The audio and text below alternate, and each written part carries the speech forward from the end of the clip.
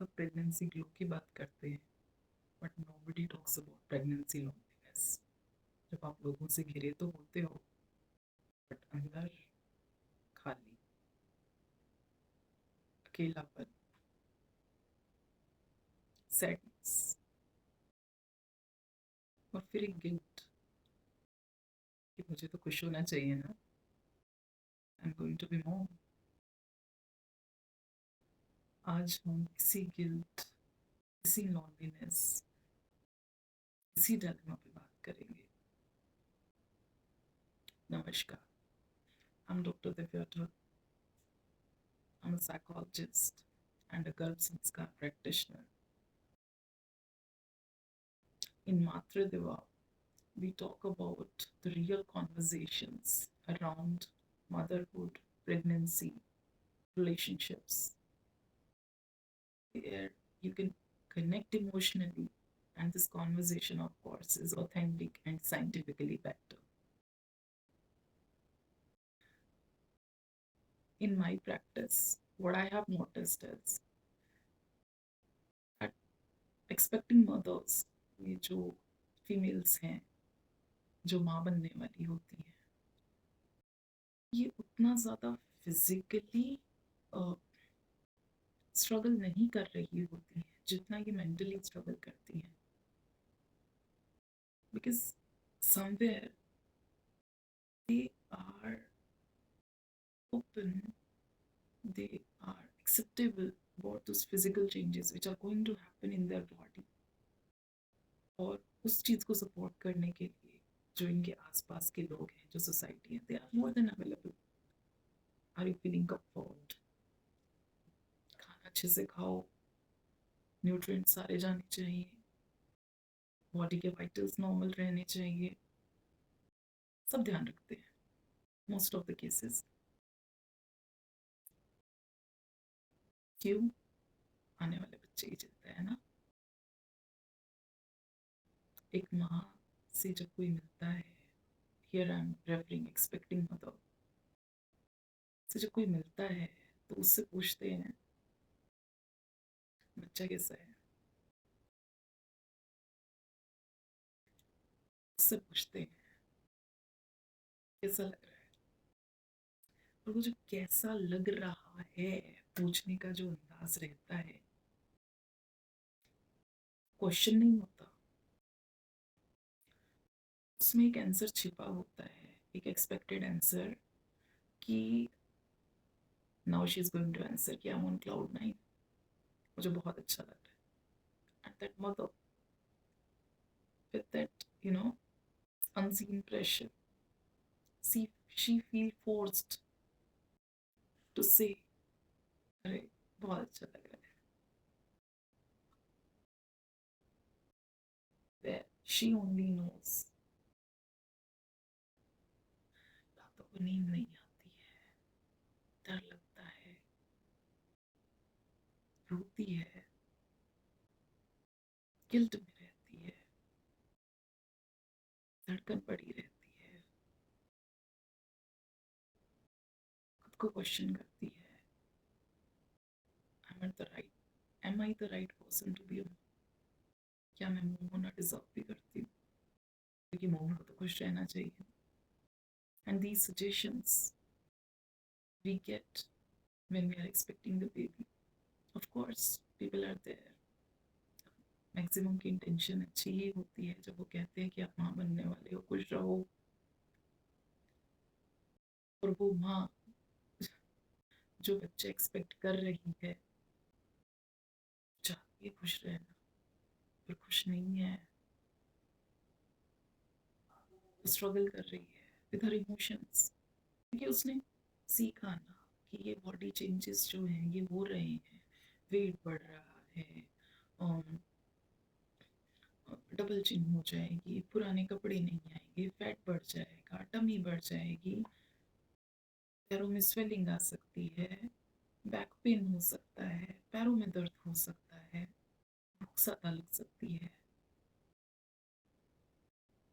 She is expecting it, तो ये उसको सरप्राइज नहीं करते। इनफैक्ट अगर ये नहीं होगा तो she will be more tensed, और आसपास वाले भी बहुत स्ट्रेस्ड हो जाएंगे कि क्या हो रहा है, अरे जल्दी से डॉक्टर के पास जाओ। सिमिलर वे, ये जो अंदर के changes, those hormonal things which are accompanying it, उन हार्मोन्स की वजह से सिर्फ बॉडी बाहर से थोड़ी ना चेंज हो रही है, hormones are there inside your body जो चेंज हो रहे हैं। आपकी बॉडी के अंदर से सारे न्यूट्रिएंट्स वो बच्चा एक्सट्रैक्ट कर रहा है to develop, you are creating something, and trust me, it's not a cakewalk. हाँ, we should not make a big fuss about it, but it's not a cakewalk also. Something is being created, a human is being created, वो आपके सारे nutrients खींच रहा है, आपकी body prepare हो रही है, ये ट्रांसफॉर्म हो रही है from a girl to a mom. और जब बच्चा पैदा होता है, तो सिर्फ बच्चा पैदा नहीं होता है, एक माँ भी पैदा होती है। It's a transformation. तो फिजिकल चेंजेस तो आपको दिखाई दे रही हैं, इसके साथ में जो इंटरनल चेंजेस हैं, उसका जो रिजल्ट है वो आपके इमोशंस पे आ रहा है। आप हर वक्त खुश नहीं फील करोगे, नहीं फील कर सकते हो, आप नॉर्मली भी हर वक्त खुश नहीं रहते हो।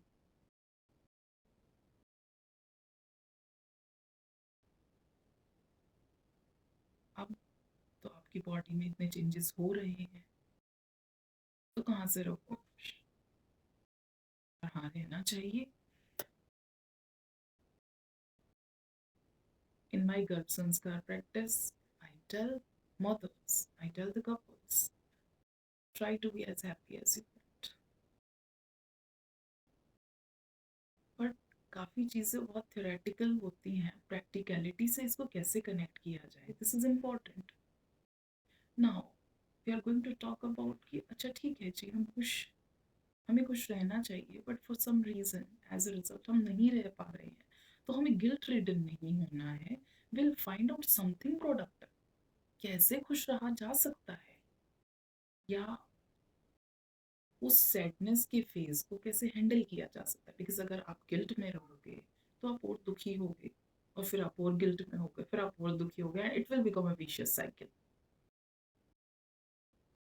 जैसे आप अपने बॉडीली चेंजेस को एक्सेप्ट कर रहे हो, वैसे आपको अपने इमोशनल चेंजेस को एक्सेप्ट करना होगा, पहले आपको एक्सेप्ट करना होगा।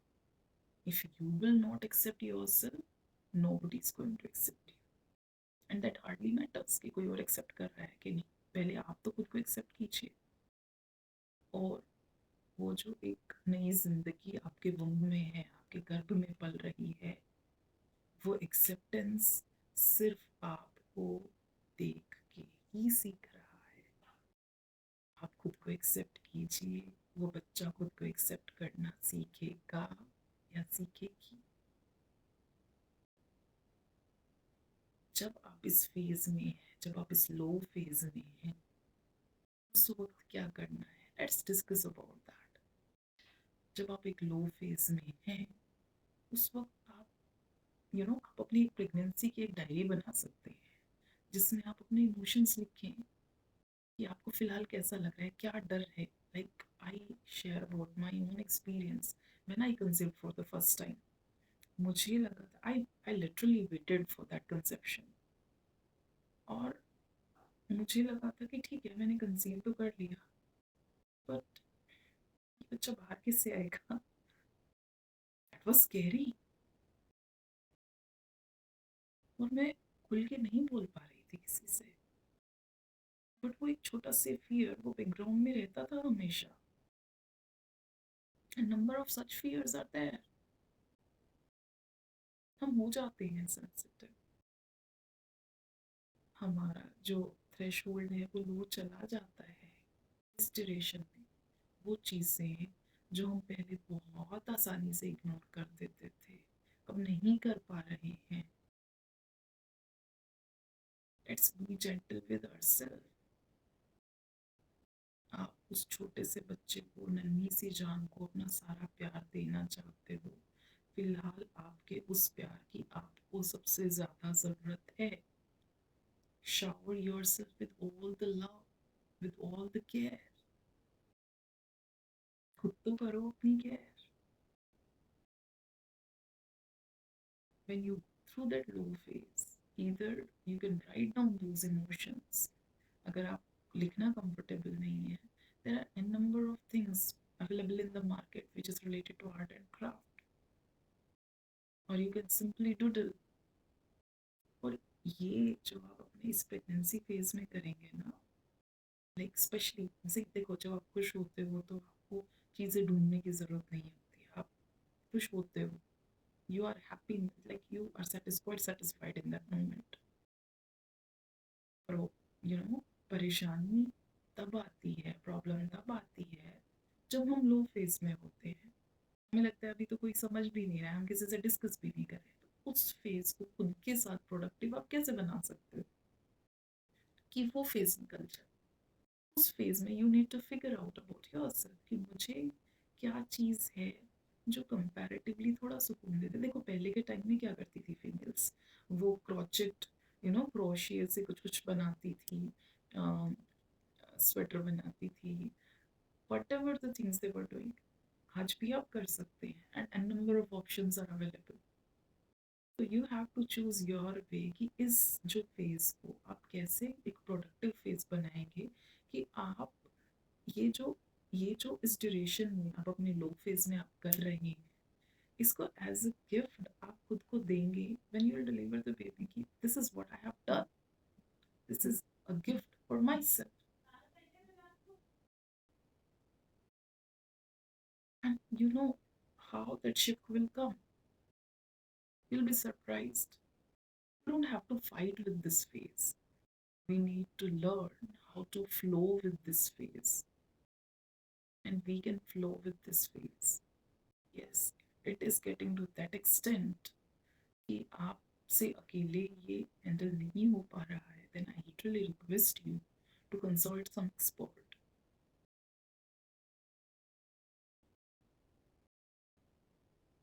You deserve all the love. Start with yours. Thank you for listening to me. If you feel that this conversation had, you know, that 1% of impact on you, please share with somebody who needs it. Namaskar.